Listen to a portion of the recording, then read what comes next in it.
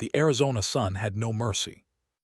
It beat down on the cracked earth like a hammer on an anvil, turning the red desert into something that resembled the floor of hell itself. Saguaro cacti stood like silent sentinels along the ridge, and the only sound for miles was the dry whisper of hot wind moving through brittle brush. Yana moved quickly through the scrub, her moccasins barely disturbing the dust. She was 23 years old, lean and strong, with dark braided hair that fell past her shoulders and eyes the color of obsidian, sharp, watchful, missing nothing. She was Apache, Chiricahua Apache, and she had been raised to read this land the way white men read their books. But even the most skilled reader can miss a single, deadly word. She had been tracking a wounded deer for nearly 2 hours, moving east along the dry creek bed, when she stepped over a flat boulder and into a shallow wash. The rattlesnake was coiled in the shadow of the rock, invisible against the mottled sand. It had no warning to give, no time. Its strike was instantaneous, 2 curved fangs sinking deep into the flesh just above her left ankle before she could pull back. Yana gasped and leapt backward. She looked down, 2 small puncture wounds. Already the skin around them was beginning to flush red. Sidewinder, she thought grimly, small snake, but enough venom to kill a child, enough to kill a woman alone in the desert, miles from her people. She pressed her fingers hard around the wound, forcing herself to breathe slowly. Panic accelerated the heartbeat. A fast heartbeat moved poison faster. Her grandfather had taught her that when she was barely old enough to walk. She sat down hard on the boulder, pulled her knife from her belt, and made 2 small cuts across the fang marks, shallow, precise. Then she bent and tried to draw the venom out herself. She couldn't reach it well enough. The angle was wrong. Her lips barely grazed the wound before the first wave of dizziness hit her like a fist. She straightened and looked around. The wash was empty. The desert was empty. Her village was 3 hours northeast on foot, an impossible distance now. Her horse had thrown a shoe that morning and she had left it tied under a cottonwood near the spring, half a mile west. She stood. Her leg buckled immediately. The venom was working fast, spreading up through the tissue, her ankle already beginning to swell inside her moccasin. She gripped the boulder with both hands and forced herself upright. Move, she told herself. Move or die here alone. She began walking west toward her horse, dragging her left leg, using her hunting bow as a walking stick. Every step sent a bolt of fire up through her calf. The sun hammered down. Sweat ran into her eyes. The horizon shimmered and tilted, and twice she had to stop and press her hand against her knee just to keep from folding to the ground. She had covered perhaps 200 yards when she heard it. Hoofbeats slow, coming from the north along the ridge line. She stopped and turned, squinting against the glare. A single rider, a white man, she could tell from the silhouette of the wide-brimmed hat and the cut of the shoulders. He hadn't seen her yet. He was picking his way carefully along the rocky trail, his big bay horse stepping slow and steady. Every instinct Ayanna had spent a lifetime sharpening told her the same thing. Do not trust a white cowboy in Apache territory. She had seen what trust had cost her people. She had buried cousins who had trusted. She had watched her uncle ride into a soldier's camp under a white flag and come back draped over his horse. But her leg was on fire. The dizziness was thickening behind her eyes.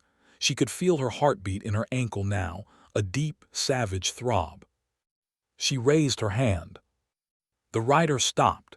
Even from a distance she could see him go still in the saddle, that particular stillness of a man who was not sure if he was about to be shot. Then he nudged his horse forward, slow and careful, hands visible, reins loose. He was perhaps 30 years old. Sun-darkened skin, a week's worth of dark stubble on a square jaw, and pale gray eyes that moved over her quickly, not with hunger or cruelty, but with the focused calm of a man assessing a problem.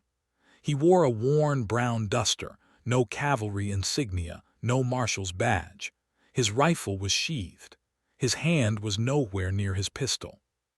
He looked down at her leg, at the bow she was using as a crutch. at the sweat running down her face despite the arid heat.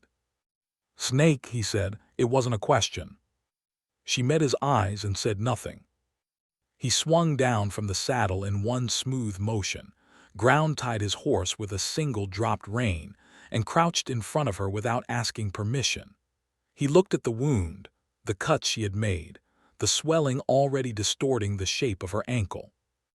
"How long ago?" he asked. "1 hour," she said. Her English was careful and precise. Another thing her grandfather had insisted upon: know their language, know their words. Knowledge is a weapon that weighs nothing. He looked up at her. Something moved briefly across his face, surprise, perhaps, that she spoke, or respect that she had managed to cut the wound herself and walk this far. He didn't say either thing. "I can draw more of it out," he said quietly, "if you'll let me." Yana looked at this stranger crouched in the dust at her feet, this white cowboy in the middle of Apache land, and she thought about her grandfather and her cousins and the white flag. Then another wave of dizziness rolled through her skull like a stone, and the desert tilted sideways, and she sat down hard in the sand because her legs simply stopped working. "Do it," she said. His name, she would learn later, was Cole Briggs. But in that moment, kneeling in the Arizona dust with the sun at his back, he was simply a pair of steady hands and a man who did not flinch. He worked quickly and without ceremony. He pulled a clean bandana from his coat pocket. She noted it was clean, which told her something about him, and folded it into a tight band just below her knee, firm enough to slow the venom's travel without cutting the blood entirely. Then he looked up at her once, a brief glance that was asking without asking, and when she gave the smallest nod, he bent to the wound. He drew the venom out 3 times, spitting carefully into the sand each time, turning his face away from her so she would not feel watched while she was vulnerable. That, too, told her something. When he finished, he sat back on his heels and pulled a small tin from his saddlebag. Carbolic salve. She recognized the smell. He applied it to the cuts with 2 fingers, gentle and precise, then wrapped the ankle with a strip of clean linen he tore from something inside his pack. "You need to stay still," he said. "Let your body fight what's left." "I cannot stay here." "No," he agreed, looking at the sky. "We've got maybe 3 hours of good light. I'll get you somewhere with shade and water." He paused. "Where are your people?" She studied him. "Northeast, 3 hours on foot." "I can have you there in less than 2 on horseback." He stood and looked at her steadily. "Or I can leave you here with my canteen and ride for help. Your choice. Both are real offers." Yana had spent her entire life reading men, reading the small things, the set of the jaw, the direction of the eyes, the way hands moved near weapons. This man's hands were loose at his sides. His eyes were on her face, not her body.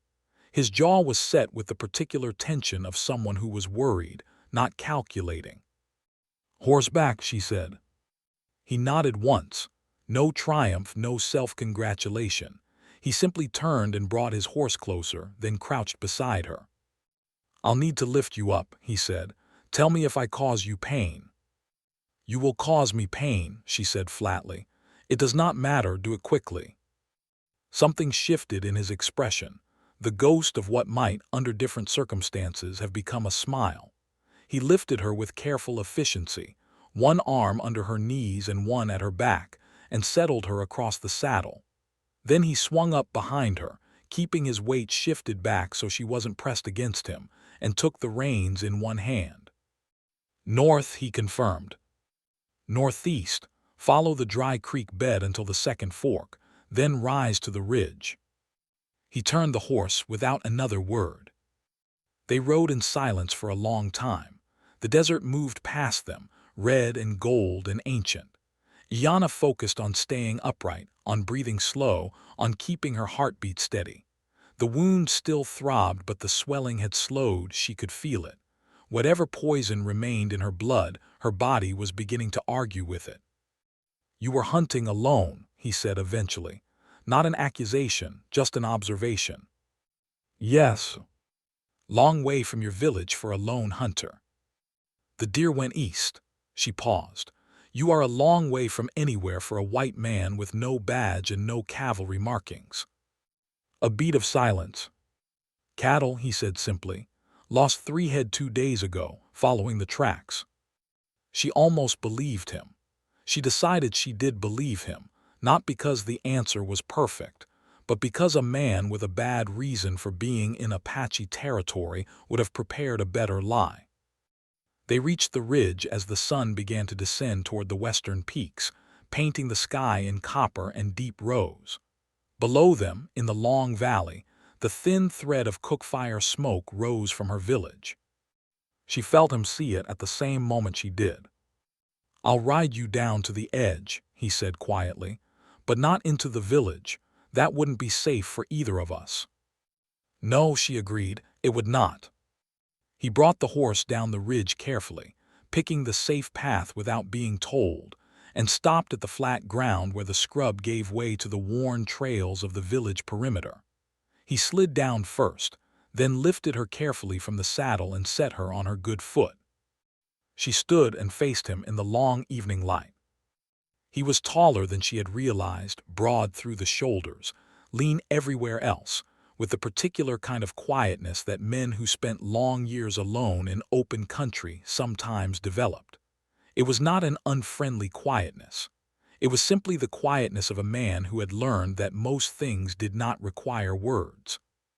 Thank you, she said. The words were simple and she meant them without debt. He touched the brim of his hat. Ride easy, he said, the way cowboys said goodbye. He turned and swung back up into the saddle. Cowboy, she said. He stopped and looked back. Your cattle tracks. She pointed southwest along the ridge. There is a blind canyon 2 miles that direction. Flash flood last spring. The walls are too steep to climb out. If your cattle went east, they may have drifted there when the storm came through 3 nights ago. He looked at her for a long moment. Much obliged, he said. She turned and walked toward her village, favoring her left leg but walking straight, and she did not look back. But she listened, and she heard him turn his horse southwest, toward the canyon she had described. She almost smiled. Almost. The healer's name was Desba, and she had very little patience for foolishness. She was 60 years old, small as a hawk and twice as sharp, and she had been treating snake bites, arrow wounds, and broken bones since before Iana's mother was born. She examined the ankle with quick, knowing hands, applied a poultice of crushed herbs that smelled of pine and something bitter, and rebandaged it with practiced efficiency. Then she sat back and looked at Iana with eyes that had seen everything twice. A white man cut this, she said. It was not a question. She had recognized the linen wrapping immediately. He saved my life, Iana said simply. Perhaps. Desba's tone carried the weight of a woman who had learned to keep her perhaps separate from her gratitude. And where is this white man now? Gone. Good. The old woman stood, her knees cracking. Keep the leg elevated. No walking for 2 days. No hunting for 5. She pointed one finger at Iana's nose. And no going back out to find the cowboy who saved you. Iana said nothing. Desba pointed harder. I mean it, girl. I heard you. Hearing and listening are 2 separate skills, and you have always been better at the first. She left Iana with fresh water, the herb poultice, and the particular silence of a woman who knew she had not been fully obeyed. The trouble was that the village had already heard. Word moved fast in a place where everyone lived close together, where fires were shared and walls were thin. By nightfall, 3 of the elder women had come to look at Iana's leg, and by morning the men had gathered in low conversation outside the council fire. Her uncle, Chado, came to see her at midday. He was a big man, heavy through the chest, with deep lines carved into his face by decades of sun and hard living. He had led raids. He had negotiated truces. He had buried his wife and 2 of his sons and had not bent under any of it. Iana respected him more than anyone alive. He sat across from her and looked at her ankle and said nothing for a long time. "He was a good man," Iana said finally. "He asked permission before he touched me. He gave me the choice to refuse." Chato nodded slowly. "There are good white men," he said. "The way there is good weather in a bad season, it does not mean the season has changed." "I know. You will not go looking for him." It was not a question either. This family was full of statements disguised as questions. "I do not plan to go looking for him," she said carefully. Chato studied her face for a long moment with the eyes of a man who had spent a lifetime reading landscapes and people, and knowing which ones were telling the truth. He said. He stood and left. Yana lay back and stared at the ceiling of the wickiup and told herself she was not thinking about pale gray eyes and steady hands and a man who had turned his horse southwest, toward a canyon she had described, without any reason to trust her directions except that she had given them. She was not thinking about that at all. But the canyon had been real, and the cattle had been there, and Cole Briggs had found them just as the last light left the sky. 12 head of longhorns wedged against the far wall, bawling and confused but unharmed. He drove them out slowly, talking low and steady the way his father had taught him. And as he rode back north under a sky full of stars, he found himself thinking about a woman with obsidian eyes who had pointed him southwest, before limping back to her people without looking back. He thought about how she had not thanked him with softness or relief the way most people thanked a man who had helped them. She had thanked him as an equal, straight-spined, clear-eyed, like she was repaying a debt and expected the account to be closed. And then she had told him where his cattle were anyway, like the debt wasn't enough, like she had simply decided he was worth the extra information. He made camp that night beside the dry creek bed and stared at the fire for a long time. He told himself he would not ride northeast tomorrow. He was not entirely sure he believed himself. She was sitting on a flat rock at the edge of the village perimeter, her legs straight out before her, grinding something in a small stone bowl. She was not supposed to be outside. Desba had said 2 days off the leg. It had been 1.5.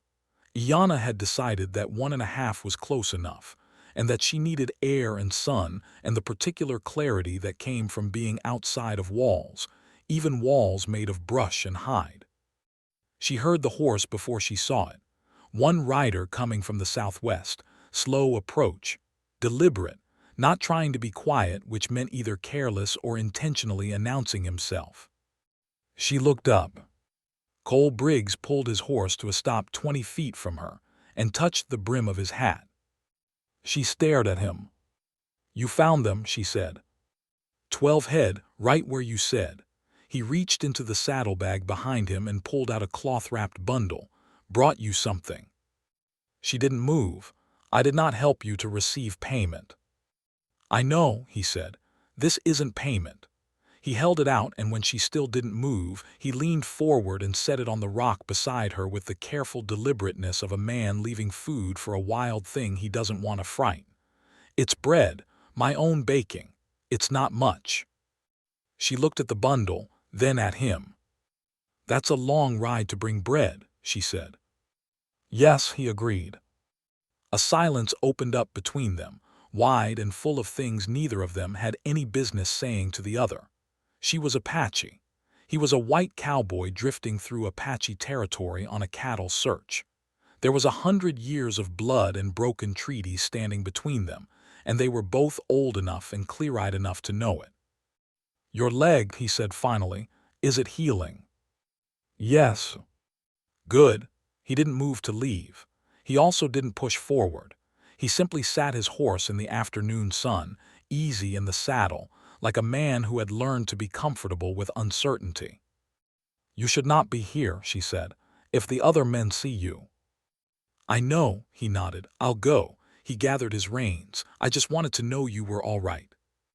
She looked at him for a long moment, at the honest, uncomplicated worry on his sun-darkened face, at the way he was already turning the horse because he had meant it.